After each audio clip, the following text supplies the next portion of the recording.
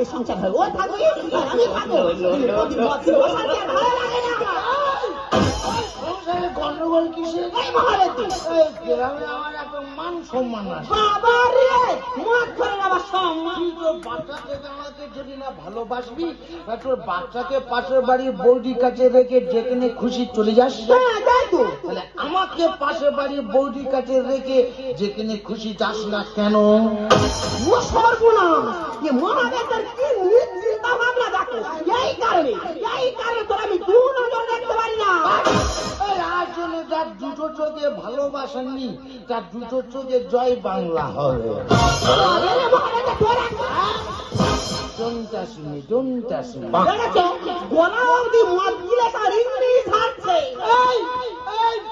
কালো মুরগি সাদা ডিম পাড়তে পারে, কিন্তু সাদা মুরগি কখনো কালো ডিম পাড়তে পারে পারে না।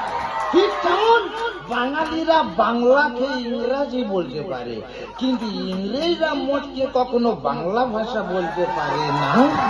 দেখেছো এই মহাদেবকে তাতে মাতাল হলো তবে তাহলে ঠিক আছে। শোনো আজ সন্ধ্যে 7টার সময় বিখ্যাত ক্যাসেট শিল্পী তপন গোস্বামী আমাদের হরিবাসরে নাম গাইতে আসছে। ওই সময় মুড়ি বিক্রি কথা বলি। হ্যাঁ মানুষ শুধু মুড়ি খাবে, কি দিয়ে খাবে? মুড়ির সঙ্গে বারাসা খাবে। ভাষা পরিষ্কার পরোটা বাতাসা। আমরা যাবো কোথায়? এখন যাবো ওই তপন গোস্বামীর হরিনাম শুনতে।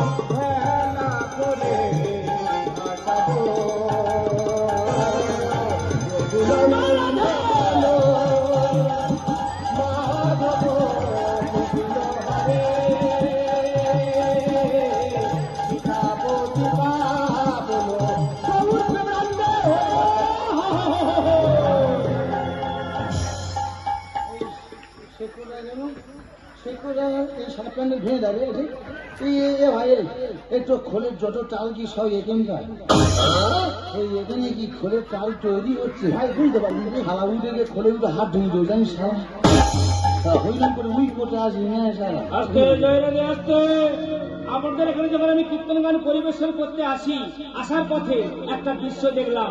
সে দৃশ্যটা কি জানেন? কয়েকজন ছেলে মিলে মদ্যপান করছে। ভাই পালা চলবে না, পালা ঘুরি মারো, অন্য পালা ধরো।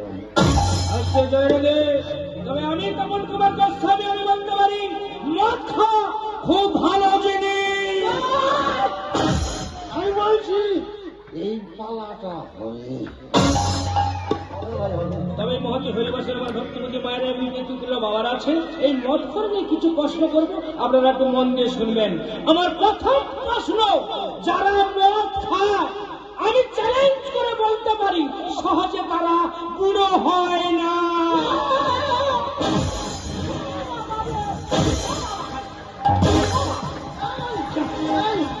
হরিনাথ কি বলছে? কি বলেছে? তুই আর মদ খেতে মানা করিস? কি বলেছে? হরিনাথ কি বলছে? যারা মদ খায় তারা